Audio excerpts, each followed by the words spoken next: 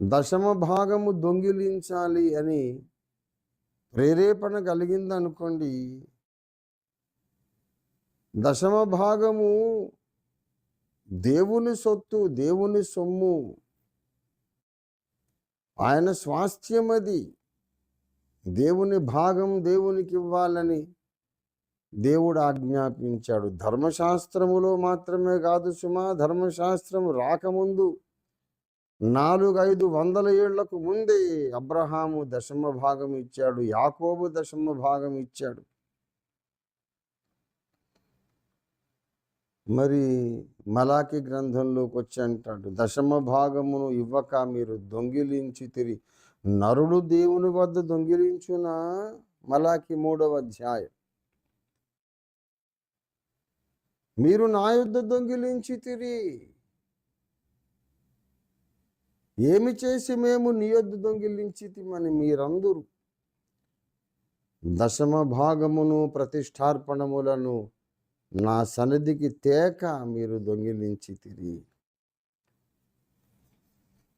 దశమ భాగం అంతయు నా మందిర నిధిలోకి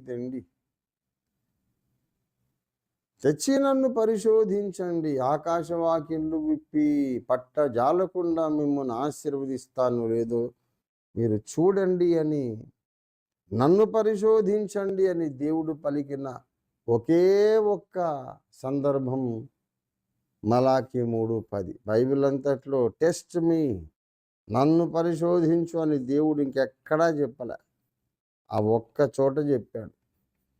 దశమ భాగమునకు దైవాశీర్వాదం రావడము అంత ఖాయము, నిశ్చయము, అంత కాన్ఫిడెంట్గా మనం ఉండొచ్చు అన్నమాట. అలాగ లేఖనములో మాట్లాడిన దేవుడు కొత్త నిబంధనలోకి వచ్చినాక గ్రాడ్యుయేషన్లోకి నడిపించాడు.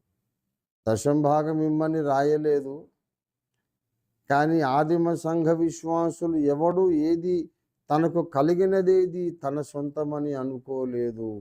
ఇండ్లైనా భూములైనా కలిగిన వారు వాటిని అమ్మి వెల తెచ్చి అపొస్తలుల పాదముల యొద్ద పెట్టిరి. అన్ని ఉన్నది మొత్తం ఇచ్చేసేస్తున్నారు. అందరూ కష్టపడి జీవనం చేస్తున్నారు. ఆ వ్యవస్థలోకి వచ్చేసి అడిగ దశమ భాగం కాదు, 100కి 100 దేవునివే. నేను తినడానికి ఏదైనా అవసరమైతే తీసుకుంటాను, తర్వాత మిగిలిందంతా దేవునిది అనేది గ్రాడ్యుయేషన్.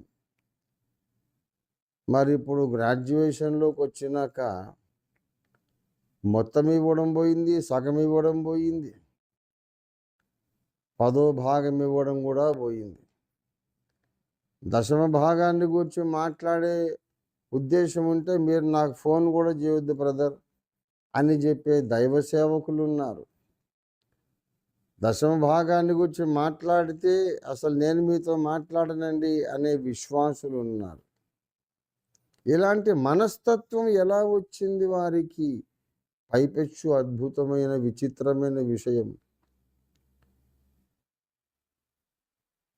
దశమ భాగాలు ఇవ్వకండి అని కొంతమంది ప్రచారం చేస్తున్నా సరే, అద్భుతం ఏమిటంటే మీరు ఎన్ని చెప్పినా మేము దశమ భాగం ఇస్తాం అనేవాళ్ళు కొందరు ఉన్నారు. వద్దని ప్రసంగాలు చేసినా మేము ఇస్తామండి దశమ భాగం, మాకు అలవాటు అయిపోయింది, ఆ ఆశీర్వాదాలు పొందటం, ఆ పంట కోసుకోవడం మాకు అలవాటు అయిపోయింది, మేము ఇచ్చేదే తప్పకుండా అనే విశ్వాసులు ఉన్నారు.